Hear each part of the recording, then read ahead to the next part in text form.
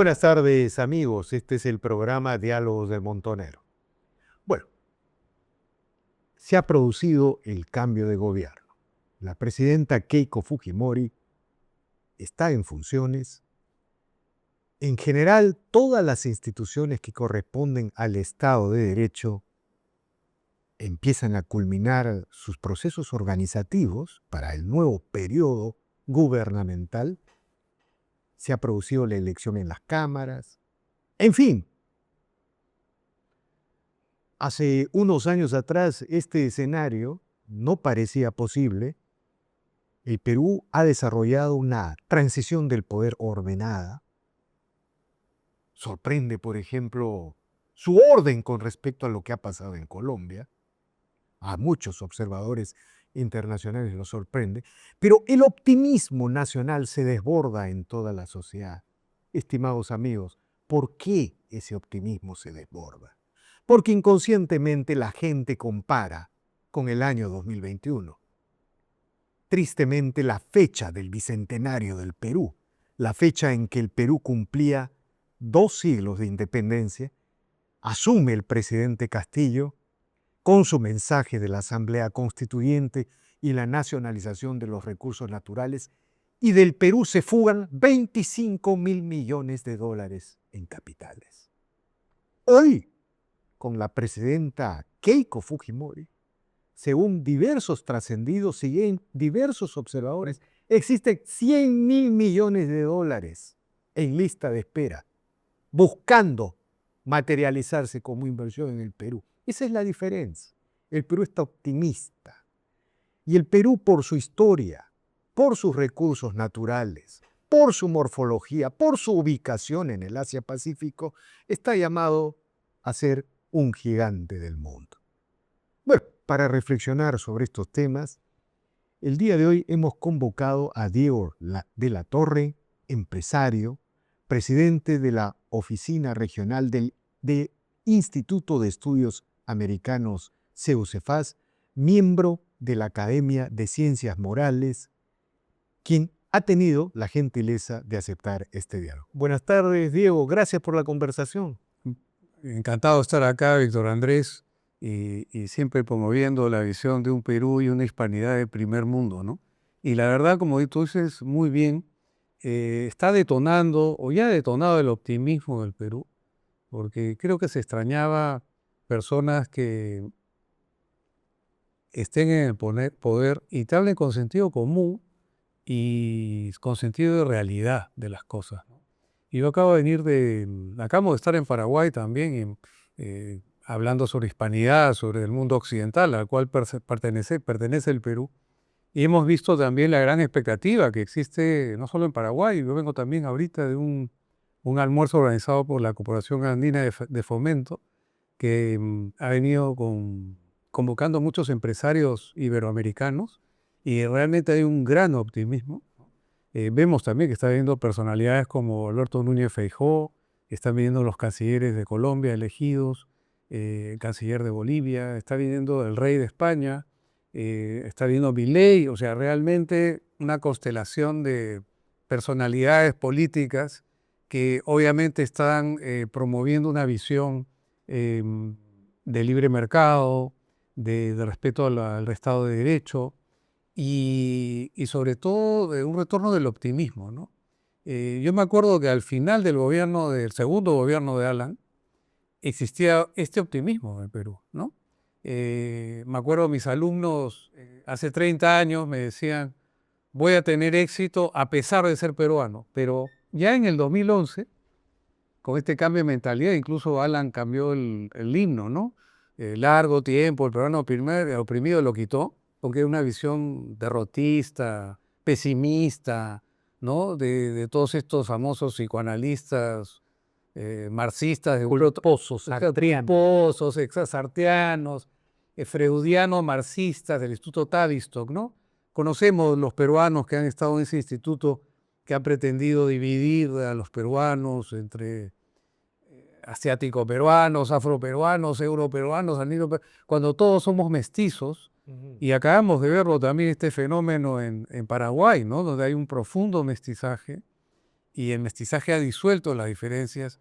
Y el peruano, creo, ya no se deja engañar por esta ideología del odio, la división, sino ve, digamos, el Paco Yunque ya no quiere ser Che Guevara, sino el Paco Yunque quiere ser pues Gastón Acurio, quiere ser Máximo San Román, ¿no? Quiere ser un peruano como el Inca Garcilaso de la Vega. Siempre lo repito, ¿no? Un cholo power como el Inca Garcilaso que hablaba latín, quechua, español, italiano, ¿no? Y era pues un ganador, cuando el Perú era el gran Perú, ¿no? Colombia, yo siempre repito la broma que le hice a Cayetana Álvarez de Toledo, porque ella también es, aparte de ser diputada española, también es argentina. Le decía, sí, los argentinos han tenido un pasado peruano.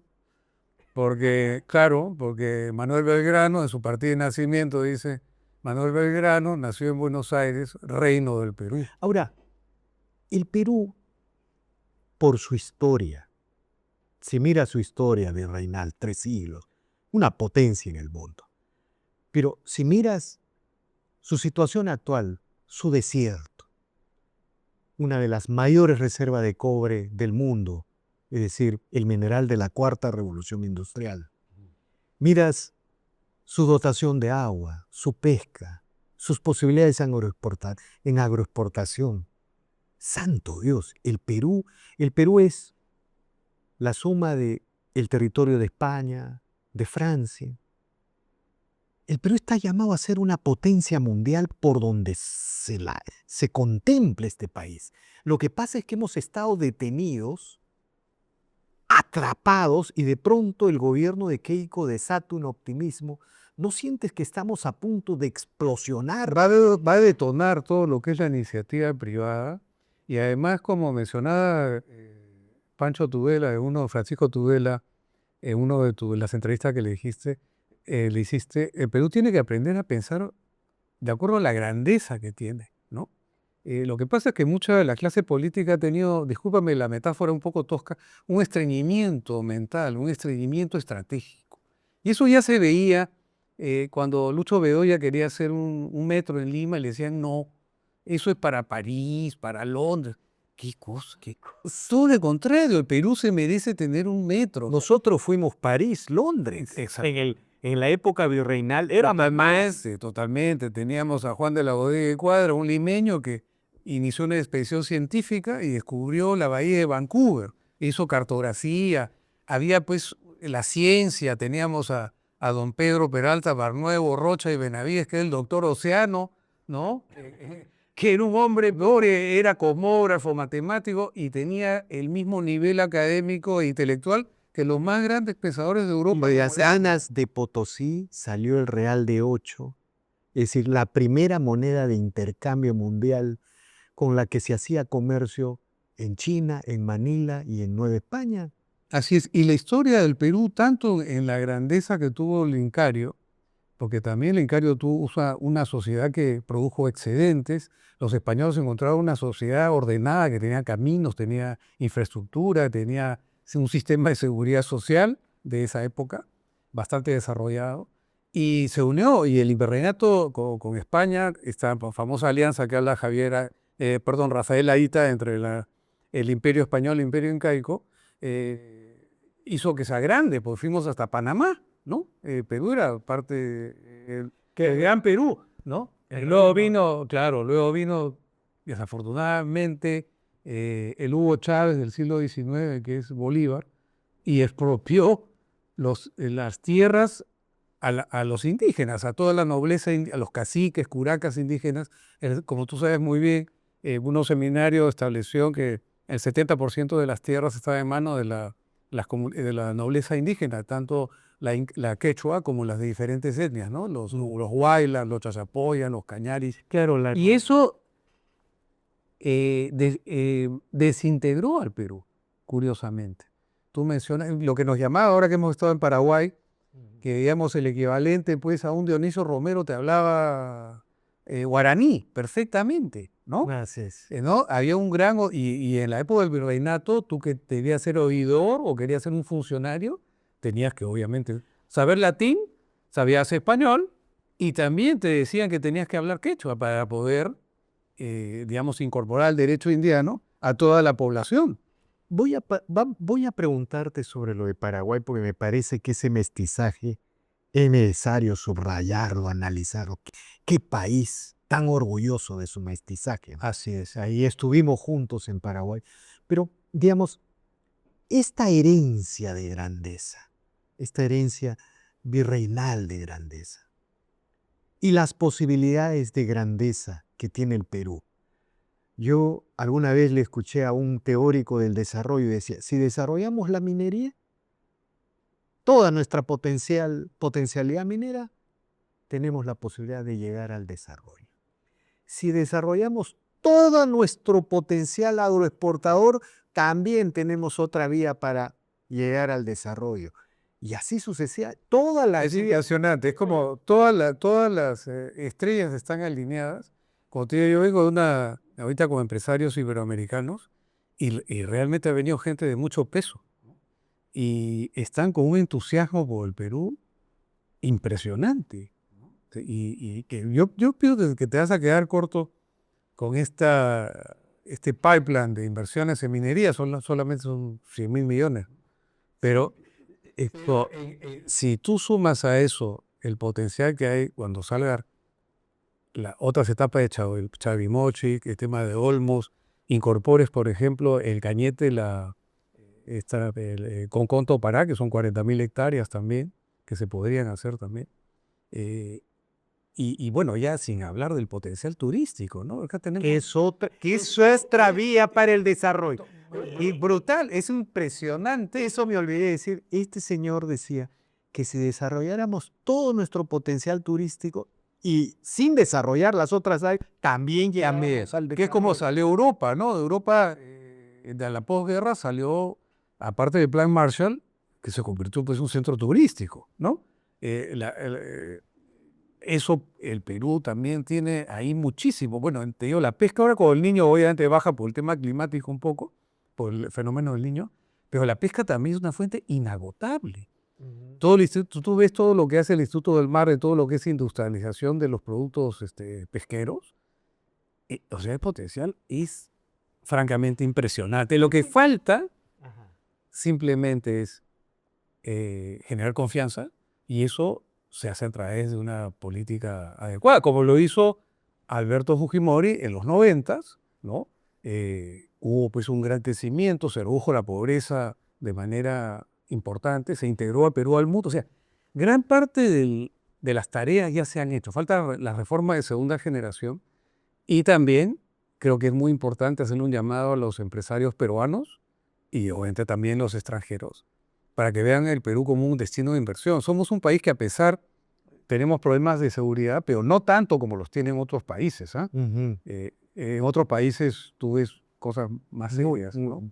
Y yo estoy seguro que la presidente Fujimori va a tomar decisiones de mucho sentido común en temas de seguridad. Y tenemos también la suerte que tenemos un gran aliado geopolítico, que son los Estados Unidos, ¿no? Bernie, aparte, por lo que diga Bernie, pues, el embajador Navarro, ¿no? Que además es casado con peruana, tiene también el mandato de el gobierno norteamericano de que el Perú es un país estratégico y fundamental en la defensa de Occidente.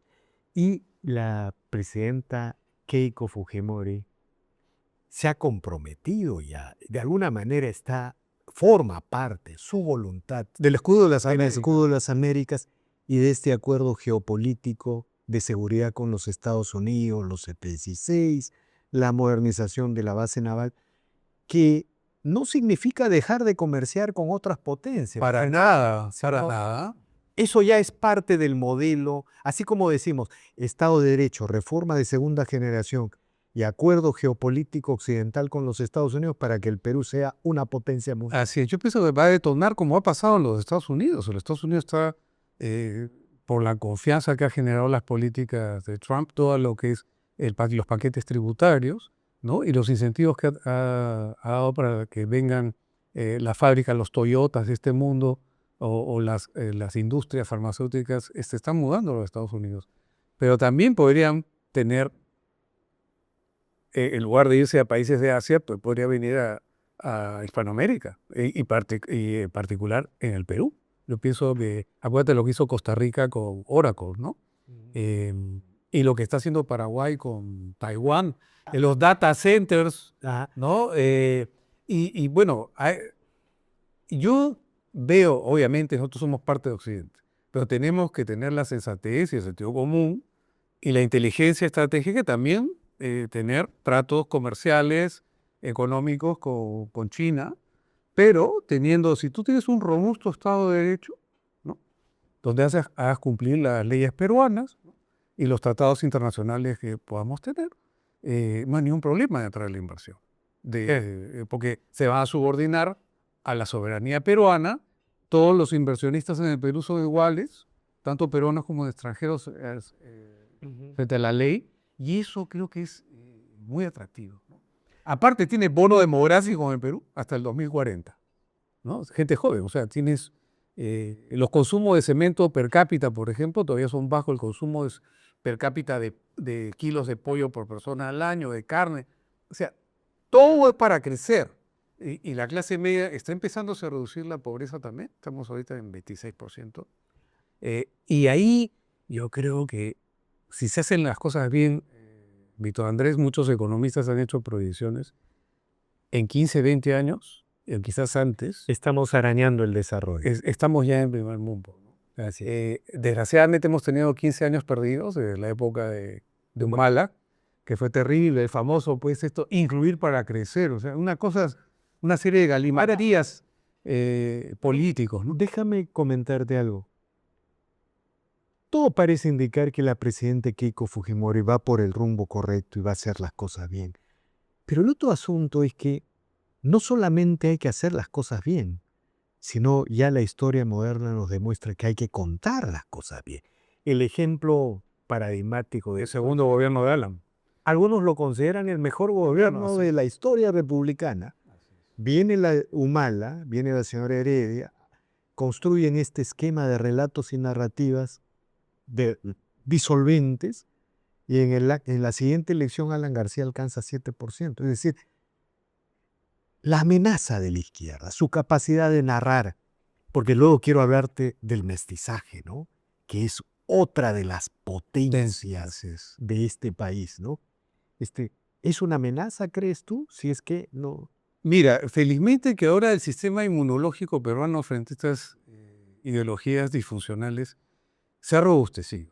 Tú ves muchos empresarios, muchas personas que antes estábamos, yo le llamo la mayoría silente, que estuvo durante estos 15 años silenciosa, ha dicho, oye, estamos perdiendo el país, porque cuando subió Pedro Castillo, pues es una locura, ¿no? Teníamos a Héctor Béjar de canciller, o sea, a un terrorista, o sea, llegamos a ese extremo y yo creo que muchas personas dijeron, oye, vamos a perder el país. Entonces mucha gente ha canalizado su tiempo también en fundar medios. El Montonero es un gran, diría yo, soldado por la libertad, la democracia, el sentido común, la peruanidad, el mestizaje. Yo le llamo el mestizo power, es lo que tiene que instalarse en el subconsciente colectivo del peruano y evitar estas políticas, como te digo, fragmentadoras del marxismo cultural, ¿no? Que le han hecho tanto daño. Mira, en Colombia tú tienes, el otro día, siempre como una vez estuve dando una conferencia en Madrid, en la FIL, y yo hablaba pues de la gran responsabilidad que los intelectuales y escritores de izquierda han tenido en el Perú, en general su desarrollo, ¿no? El caso, por ejemplo, en Colombia, de García Márquez. García Márquez, un gran escritor, pero tenía contrabando ideológico usaba su talento literario o lo subordinaba hacia un objetivo ideológico. Tú has leído seguramente el cuento de García Márquez, la increíble triste historia de la Cándida Heredia y su desalmada abuela, ¿no? Y que es la abuela que prostituye a la nieta por dinero, pero el mensaje subliminal era que la abuela del sistema capitalista y la nieta era el proletariado. Entonces, utilizando digamos, la habilidad literaria y haciéndote un cuento, esculpiendo el idioma, te hace un contrabando ideológico que envenenó Pero a la población colombiana y por eso que han tenido estos terrorismos, esta de la izquierda, ha sido terrible. Y acá tenemos, pues, yo siempre lo digo, la gente, una vez hice un artículo y Gorriti me dejó todo un artículo cuando yo dije Vallejo es un extraordinario poeta, maravilloso, pero sus mensajes eran, en mi opinión, depresivos, ¿no? O Túnez Tungsteno también, ¿no? Claro. O Paco Yunque, el famoso Paco Yunque, es un personaje ficticio, ¿no? Pero yo me acuerdo, Víctor Andrés, yo leí Paco Yunque cuando tenía 12 años. Y tú lloras, oye, claro, pues está bien hecho, bien escrito, y te describen, Dios mío, qué injusticia, qué odio.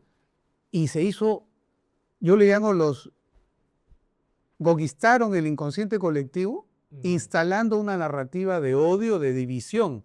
Es cierto que habría casos de abusos, pero no era, pues, es como estás en la leyenda negra. En el presente, digamos, a pesar de que han habido 6 elecciones luego de los 90, el fujimorismo en los 90, en 4 de ellas, sistema versus antisistema, se enfrentaron. La última es la de Keiko, con Sánchez, Keiko gana, ¿no es cierto? Pero no digamos, termina la elección y no es que hay una gran guerra civil como pretende la izquierda, y eso creo es el mestizaje. El mestizaje, la integración. Quizá el gran problema del Perú es cómo transformar la riqueza que produce el sector privado, la minería, la agroexportación, la pesquería, el sector privado, que financia el 80% de los ingresos fiscales, en agua potable. Claro. Y el problema es que las regiones, los gobiernos regionales, se han convertido como cordilleras. Sí, saquean. Así. Si Keiko hace eso, a este país no lo para nada. No lo para nadie. Yo creo que tú haces proyecciones en 15, 20 años, eres primer mundo, ¿ya? Pero si se hacen, podría ese proceso acelerarse a 10 años, ¿no? Si se hacen las cosas bien. Yo soy muy, digamos, optimista, ¿no? Yo siempre me he quedado hasta las peores épocas, porque el Perú, a pesar de todo, ¿no? Hay la famosa frase que es un cliché, es más grande que sus problemas. Pues es verdad, el Perú ha sido, es y será una gran cosa. Con el Imperio Incaico dominábamos Sudamérica. Con el virreinato llegamos hasta Panamá. Ahí entra Y éramos una de las columnas vertebrales de Occidente. Ahí entra la leyenda negra. La leyenda negra, lo peor que ha producido en los peruanos o en los hispanoamericanos es robarnos ese orgullo de la grandeza del pasado. Y no hay una persona que pueda encarar el futuro con grandeza si es que no tiene orgullo de su pasado y su presente. Por eso, Víctor Andrés, yo pienso que independientemente de la promoción de inversiones, que es fundamental para generar crecimiento, riqueza y todo, porque ya lo decía Margaret Thatcher, ¿no? Nadie se hubiera acordado del buen samaritano si solamente hubiese tenido buenas intenciones, también tenía dinero. Muy importante hacer inversiones, pero sobre todo el tema del sector educación, para mí es fundamental. Creo que hay que hacer un cambio de la currícula, y eso lo hemos conversado allá con los rectores de las universidades privadas en Paraguay y en varios sitios también en España. Se han eliminado cursos como Historia de Occidente, ¿no? O por ejemplo, los aportes que la brújula moral cristiana ha sido como pionero de los derechos humanos en la historia de la humanidad. Son cosas que no se han resaltado lo suficiente y ha habido este monopolio casi soviético de las narrativas progresistas woke, ¿no? Que ahora está en un proceso hay una septicemia, ¿no? Del mundo woke producto de su putrefacción moral, ¿no? De estas barbaridades que están haciendo, esos experimentos que hacían en algunos países europeos. No voy a entrar en detalles, pero realmente son aberraciones con los niños, sexualizando de muy niños. Entonces esa utopía enferma y satánica que propone Harari, por ejemplo, en su libro Homo Deus, ¿no? Que acá tú lo ves en todas las librerías y quieren. Por eso es que es tan importante. No te digo que los elimines, porque tiene que haber libertad y democracia, pero tiene que haber la otra versión, ¿no? Ese se llama la batalla cultural. La batalla cultural. En el mundo anglosajón, en los propios de Estados Unidos, tú tienes del mundo académico, más del 90% son de izquierda woke. 90%, o sea, de cada 10 profesores, 9 son de izquierda. Una cosa de locos, ¿no? Pero, y tiene, por ejemplo, también el presidente Trump, el 93% de las menciones periodísticas son negativas hacia él. Pero a pesar de eso, ganó las elecciones, ¿no? Yo pienso que esa mayoría silente está empezando a salir en Estados Unidos. Nuevos medios como el New York Post, porque el New York Times ahora ya no le dicen New York Times, le dicen New Woke Times, ¿no? Porque ya pues el sesgo ideológico es tremendo, ¿no? Y lo que ha ayudado mucho también es el desarrollo de las redes sociales, ¿no? La decisión que tomó Elon Musk de comprar Twitter, que está secuestrado por la progresía woke, ¿no? Ha sido fundamental para hacer que de todo en la libertad de expresión. Y en el Perú hay muchos medios como El Montonero, que yo siempre te felicito y te agradezco como peruano por esta batalla, por una peruanidad ganadora, no esa peruanidad victimista que todos los psiquiatras del Instituto de Tavistock, ¿no? Que lo ponen al pobre Inca Garcilaso como un desorientado y le hacen psicoanálisis 500 años después, ¿no? Ahora, el tema del... Paró la digresión. No, está bien. Muy aleccionador, muy revelador. El tema del mestizaje, la leyenda negra. Digamos, estuvimos juntos en Paraguay, ¿no es cierto? Tú eres presidente de la Oficina Regional del Instituto de Estudios Americanos, EUCEFAS, cuya sede está en España. Y básicamente, ustedes investigan temas sobre la hispanidad y hay un subrayado Occidente y la leyenda negra. En este contexto, ¿por qué la experiencia de Paraguay, ese orgullo nacional de su mestizaje? Todos hablan guaraní. Usted, Azuel, habla guaraní. ¿Por qué te parece tan importante? Porque sí, porque ahí no solamente hubo este mestizaje, ojo que en el Perú también lo hubo. Acuérdate que el 80% de la población en 1820 hablaba quechua. Claro, el que Era parte de la política del reino del Perú, o el virreinato del Perú, integrado al Imperio Español, era que los funcionarios y la gente, ¿por qué crees que los sacerdotes hicieron la gramática quechua, que tengo entendido la tercera después de la española, la francesa y la tercera en la quechua, creo? el náhuatl y la Claro, náhuatl. el náhuatl de A ver, ¿por qué funcionario español se dio la orden a los dominicos, de los mercedarios, a que hagan la gramática quechua? ¿Acaso querían destruir la civilización? Todo lo contrario, tomar lo mejor del mundo incaico y también la integraron a todo lo que es el derecho indiano. Hay mucha investigación que ha hecho Consuelo Martínez Cicluna, que es una catedrática de la Complutense en Madrid, sobre el desarrollo de un derecho indiano mestizo, que tomó, obviamente, el del derecho romano, que fue adoptado por el Imperio Español, ¿no? Y cuando vino acá, incorporó elementos de las costumbres que habían en el Incario que eran eficientes y las integraron en un corpus jurídico mestizo, ¿no? Y que donde se dan medidas protectivas, de protección a toda la población, a los súbditos que eran también la población indígena, ¿no? Ahí hay investigaciones que establecen que las primeras 8 horas se hicieron en la época del virreinato, para las mitas. Y Humboldt, que no es sospechoso de ser un prohispánico, un científico alemán, decía en sus diarios de viaje cuando vino al Perú, pues acá en el Perú los mineros, trabajadores, son mejor tratados que en Alemania. Así es. Entonces, en Potosí. esa es la leyenda negra, ¿no? Que desgraciadamente todavía persiste en el Perú. Por eso estamos haciendo un esfuerzo con Javier Aita, Claro.